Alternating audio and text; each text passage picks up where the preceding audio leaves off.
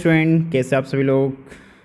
Student, आज हम पढ़ेंगे arithmetic progression chapter number 5 from NCERT CBSE board. तो ये चैप्टर के अंदर सबसे पहले अपन समझेंगे कि अर्थमेटिक प्रोग्रेशन होता क्या है, एंड देन बेसिक्स वगैरह सारे कुछ सोल्व करके समझ के उसके बाद में अपन इसके फॉर्मूलास और इसके जो भी इंपॉर्टेंट क्वेश्चंस वगैरह हैं वो भी अपन 1 to 1 सारे क्वेश्चन सोल्व करेंगे। तो अगर आप इस चैनल पे नए हैं तो चैनल को सब्सक्राइब कर सकते हैं, एंड आप हमारे इंपॉर्टेंट क्वेश्चन की जो सीरीज़ है वो प्लेलिस्ट भी आपको हमारे चैनल पे मिल जाएगी, तो वो आप जाके ज्वाइन कर सकते हो। एंड बिल्कुल फ्री के अंदर आप सभी इंपॉर्टेंट क्वेश्चंस यहाँ पे सीख सकते हो, पढ़ सकते हो आराम से। एंड अगर आपका कोई डाउट्स आता है तो वो भी आप यहाँ पे पूछ सकते हैं। तो बिना किसी देरी के आज अपन शुरू करते हैं अर्थमेटिक प्रोग्रेशन।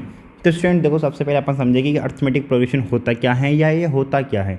ठीक है, तो अर्थमेटिक प्रोग्रेशन जो है वो एक प्रकार की सीरीज़ होती है। ठीक है, ये एक प्रकार की सीरीज़ होती है। सीरीज़ का मतलब जैसे आपने कई बार देखा होगा कि कुछ लिखा होता है, कुछ नंबर्स लिखे होते हैं, 4 6 लिख दिया, फिर 9 लिख दिया, फिर 10 लिख दिया, फिर 13 लिख दिया, फिर 17 लिख दिया। ठीक है, तो यहाँ पर इसके बीच में जो डिफरेंस है वो 2 का है, यहाँ पे जो डिफरेंस है वो 3 का है, यहाँ पे जो डिफरेंस है वो +1 का है, यहाँ पे जो डिफरेंस है वो +3 का है, यहाँ पे जो डिफरेंस है वो +4 का है। मतलब सभी जगह पे अलग अलग डिफरेंसेस यहाँ पे हैं, तो इसको भी अपन एक तरह की सीरीज़ बोलेंगे। बट ये जो है अर्थमेटिक सीरीज़ या अर्थमेटिक प्रोग्रेशन में नहीं आती हैं, ये एपी का पार्ट नहीं है। ठीक है, अभी यहाँ पर एक एग्जांपल देके मैं आपको समझाता हूँ कि अर्थमेटिक प्रोग्रेशन होता क्या है। सपोज़ मान लो कोई पर्सन है जिसका नाम है रीना। ठीक है, रीना जो है उसने अपनी पढ़ाई पूरी करी, और पढ़ाई करने के बाद में जब उनकी पढ़ाई पूरी हो गई तो उन्होंने एक जॉब के लिए अप्लाई किया, और जब उनकी जॉब लगी तो उनको जो है पर मंथ का जो सैलरी मिला वो मिला 8000 रुपी। ठीक है, हर महीने उनकी जो इनकम है वो 8000 रुपी रहेगी। एंड उनकी हर साल जो है इनकम 500 रुपये बढ़कर इंक्रीज़ हो जाएगी। ठीक है, मीन्स फर्स्ट ईयर जब उनकी जॉब शुरू हुई तो 8000 थी, नेक्स्ट ईयर 500 रुपये बढ़ जाएंगे तो जाएगी 8500, नेक्स्ट ईयर और 500 बढ़ जाएगा तो हो जाएगा 9000, फिर और 500 बढ़ जाएगा तो हो जाएगा 9500।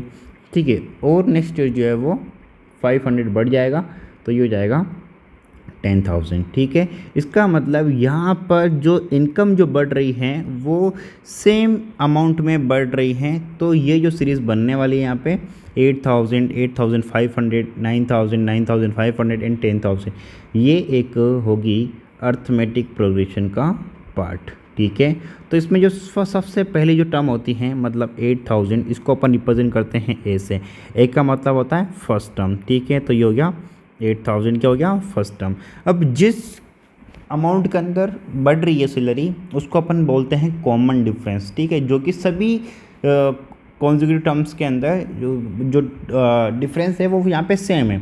तो इसके और इसके बीच में, इसके और इसके बीच में, इसके और इसके बीच में, इसके और इसके बीच में, तो सभी जगह पे जो कॉमन डिफरेंस है वो सेम है, उसको अपन बोलते हैं कॉमन डिफरेंस, और इसको रिप्रेजेंट करते हैं अपन डी से। तो ये हो जाएगा 500। ओके, तो यहाँ पे फर्स्ट टर्म हो गई 800, इसको अपन A1 भी रिप्रेजेंट कर सकते हैं या ओनली A भी लिख सकते हैं, और ये कॉमन डिफरेंस को अपन रिप्रेजेंट करते हैं D से, जो कि यहाँ पर 500। ठीक है, ये तो हो गया फर्स्ट एग्जांपल जो कि अपन ने जॉब से किया। ठीक है, अब मैं आपको दूसरा एग्जांपल देता हूँ। फॉर एग्जांपल आपने मोबाइल लिया। ठीक है, मोबाइल जब आपने लिया तो मोबाइल का जो कॉस्ट था वो था सपोज़ 15,000 रुपये। ठीक है, कितना रुपये? 50,000 रुपये था उसका लेने के बाद में। अब देखो, कोई भी चीज़ अपन ख़रीदते हैं इलेक्ट्रॉनिक्स चीज़, चाहे बाइक लो, चाहे आप मोबाइल लो, चाहे आप टीवी लो, रेफ्रिजरेटर लो, कुछ भी लो, अगर आप जब लेते हो तो उसका जो प्राइस होता है उस प्राइस को अगर आप उसी सेम प्राइस में आप वापस उसको सेल करना चाहोगे तो आप उसको सेल नहीं कर सकते हैं। मतलब उसका जो वैल्यू है वो कम हो जाएगा। मतलब अगर 15,000 का है तो इससे कम हो जाएगा। तो सपोज़ मान लो कि जब आपने लिया तो उसका जो कॉस्ट था वो था 15,000 रुपये। अब उसका जो है हर साल जो उसका कॉस्ट है वो सपोज़ मान लो कि 500 रुपये कम हो रहा है। ठीक है, 500 रुपये कम हो रहा है तो नेक्स्ट ईयर हो जाएगा 14,500 रुपये। ठीक है, फिर हो जाएगा 14,000 रुपये, फिर हो जाएगा 13,500 रुपये, फिर हो जाएगा 13,000। इस तरह से हर साल जो है वो 500 रुपये कम होता जाएगा, कम होता जाएगा।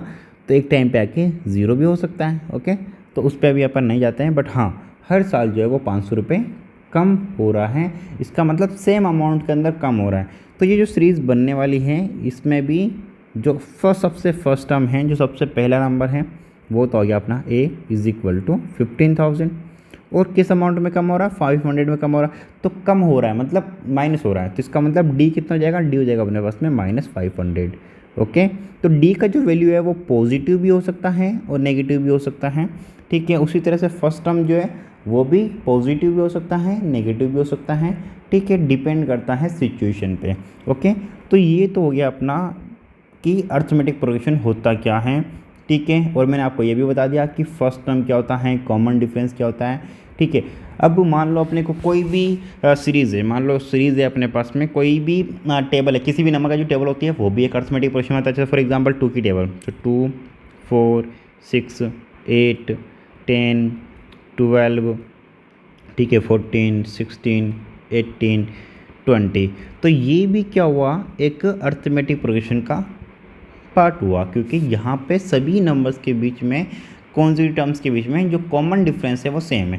जैसे 2 एंड 4 के बीच में 2 का डिफरेंस, 4 एंड 6 के बीच में 2 का डिफरेंस, 6 और 8 के बीच में 2 का डिफरेंस।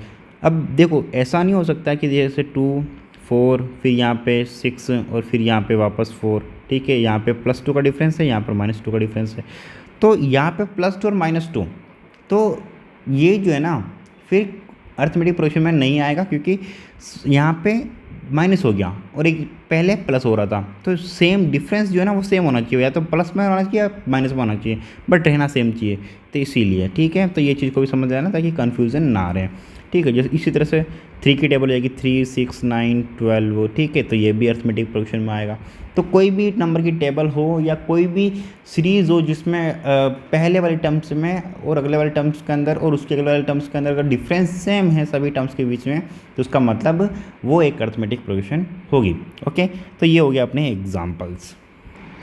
अब सपोज़ मान लो अपने को एक सीरीज़ दे रखी हो जिसमें हो 100 70 40 और 10।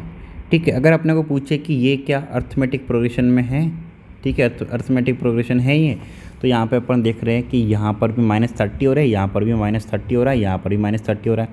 ठीक है, -30 हो रहा है सभी जगह पे, इसका मतलब क्या हुआ कि ये एक अर्थमेटिक प्रोग्रेशन होगी, क्योंकि सभी जगह पे जो कॉमन डिफरेंस जो है वो सेम होगा। अब सपोज़ अपने को बोल दें कि इसमें आप फर्स्ट टर्म फाइंड आउट करो, ठीक है, कॉमन डिफरेंस फाइंड आउट करो, तो अपने को कैसे करेंगे, तो कॉमन डिफरेंस भी पूछ लिया अपने को और फर्स्ट टर्म भी पूछ ली। तो यहाँ पे अपन फर्स्ट टर्म कॉमन डिफरेंस कैसे फाइंड आउट करेंगे वो भी मैं आपको समझा देता हूँ। तो फर्स्ट टर्म को मतलब होता है जो सबसे पहली टर्म होती है, उसको अपन रिप्रेजेंट करते हैं किससे, ए से। तो फर्स्ट टर्म यहाँ पर हो जाएगी 100। ठीक है, और कॉमन डिफरेंस क्या होता है, कॉमन डिफरेंस होता है बाद वाली टर्म से पहले वाली टर्म को माइनस कर सकते हैं। ठीक है, इसको अपन A1, इसको A2, इसको A3, इसको A4। तो इसमें बाद वाली टर्म से अपन पहले वाले टर्म को माइनस कर देंगे, मतलब A2 - A1। तो ये क्या हो गया, डिफरेंस। A2 - A1 क्या हो गया, डिफरेंस। ठीक है, और इसको अपन ऐसे भी निकाल सकते हैं कि इस वाले में से इसको माइनस कर देंगे, मतलब A3 - A2। तो ये भी क्या हो गया, कॉमन डिफरेंस। ठीक है, इसी तरह से A4 में से अपन A3 को भी माइनस कर सकते हैं, तो ये A4 - A3, ये भी क्या हो जाएगा, कॉमन डिफरेंस।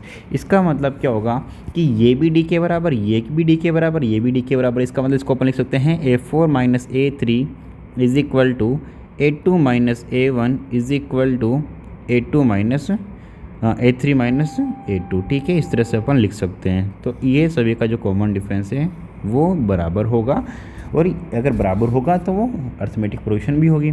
ठीक है, तो ये मैंने बता दिया। अगर आपको first term, second term, third term, fourth term, कुछ भी टर्म अपने को फाइंड आउट करनी है, तो अपन बोल सकते हैं कि ये जो सीरीज़ है उसमें अपन काउंट कर लेंगे कि ये अगर फर्स्ट है, सेकंड है, थर्ड है, ये फोर्थ है। ये फोर्थ है मतलब ये A4 टर्म हो गई, ये A3 टर्म हो गई, ये A2 टर्म हो गई, ये A1 टर्म मतलब फर्स्ट टर्म A टर्म हो गई। ठीक है, तो कॉमन डिफरेंस निकालने के लिए जो है आगे वाली टर्म में से उसके जस्ट पिछले वाली टर्म को माइनस कर देंगे, तो अपना कॉमन डिफरेंस आ जाएगा। तो ये हो गया अपना फर्स्ट टर्म कॉमन डिफरेंस, या कोई भी टर्म्स जो है अपने को निकालनी है उस टर्म की, तो वो अपन को पता लग जाएगा, निकाल सकते हैं। ओके, एंड आल्सो अपने को ये चीज़ भी ध्यान रखनी है कि जो कॉमन डिफरेंस जो है वो ज़ीरो भी हो सकता है, ठीक है, इक्वल टू 0 भी हो सकता है, पॉजिटिव भी हो सकता है और नेगेटिव भी हो सकता है, जैसे कि मैंने आपको बताया। बट हाँ 0 भी हो सकता है, जैसे मान लो 2 2 2 2 2, ये इस तरह की वो सीरीज़ दी है, तो ये भी अर्थमेटिक प्रोग्रेशन होगी, क्योंकि यहाँ पर भी जो कॉमन डिफरेंस जो है वो सभी जगह पे क्या है, 0 है। तो इसका मतलब ये भी अर्थमेटिक प्रोग्रेशन होगी। ओके, तो इसका ध्यान रखना अपने को। तो अभी यहाँ पर एक एग्जांपल अपन करेंगे, उस ये एग्जांपल करने के बाद में नेक्स्ट वीडियो के अंदर अपन एक्सरसाइज 5.1 सोल्व करेंगे। ठीक है, तो यहाँ पे इस वीडियो को ज़्यादा लंबा नहीं करेंगे, सिर्फ अपन यहाँ पे कॉन्सेप्ट को समझ लेते हैं, फिर नेक्स्ट वीडियो के अंदर एक्सरसाइज सोल्व करेंगे। तो ये अपने को एक एपी दिया हुआ है। ठीक है, इस एपी के अंदर अपने को बोला है कि फर्स्ट टर्म फाइंड आउट करो और कॉमन डिफरेंस फाइंड आउट करो। तो जैसा कि मैंने बताया कि फर्स्ट टर्म क्या होती है, सीरीज़ की पहली टर्म, ठीक है, जो सबसे पहले लिखी होती है। तो यहाँ पर फर्स्ट टर्म हो जाएगी a इज़ इक्वल टू 3/2। ठीक है, तो ये तो हो गया 3/2। अब अपने को कॉमन डिफरेंस निकालना है, मतलब d निकालना है। तो d इक्वल टू मैंने बताया था a2 माइनस a1, या कोई भी ऐसी टर्म जिसमें से अपन सब बाद वाली में से जस्ट उसके पहले वाली अपन माइनस कर सकते हैं। मतलब या तो इसमें से इसको माइनस कर दो, या इसमें से इसको माइनस कर दो, या इसमें से इसको माइनस कर दो, किसी में से भी उसके जस्ट पहले वाले से माइनस कर दो। तो अपन यहाँ पर 1/2 में से 3/2 को माइनस कर देते हैं। ठीक है, 1/2 में से 3/2 को माइनस कर देंगे, तो ये हो जाएगा अपने पास में a2 minus a1 is equal to 1/2 minus 3/2। ठीक है, अब देखो यहाँ पर भी एलसीएम 2, यहाँ पर भी एलसीएम 2, तो दोनों जगह अगर 2 एलसीएम है तो इसका मतलब ये हो जाएगा 1 माइनस 3 कितना हो जाएगा, -2/2 इज इक्वल टू -1। इसका मतलब कॉमन डिफरेंस जो है वो कितना हो गया, -1। ठीक है, तो जैसा कि मैंने बताया कि कॉमन डिफरेंस जो है वो नेगेटिव पॉजिटिव कुछ भी हो सकता है। तो इसी तरह से आपको जो एग्जाम्पल नंबर 2 है एनसीईआरटी का, वो आपको खुद से ट्राई करना है। कोई डाउट कोई क्वेश्चंस आते हैं तो आप मुझे जाके पूछ सकते हैं कमेंट में, एंड आप अपनी क्वेरीज पोस्ट कर सकते हो, एंड आल्सो आप मुझे मैसेज कर सकते हो 9982435001। इस नंबर पे आप अपना क्वेश्चन मुझे पूछ सकते हैं, एंड आप मुझे इंस्टाग्राम पर भी फॉलो या मैसेज कर सकते हैं अपने क्वेश्चन रिलेटेड Mahendu/01। ओके, सो आप मुझे यहाँ पे कांटेक्ट कर सकते हैं एंड अपनी क्वेरीज जो है यहाँ पे पूछ सकते हैं। तो मिलते हैं नेक्स्ट वीडियो के अंदर एक्सरसाइज के क्वेश्चन के साथ में। Bye bye, take care.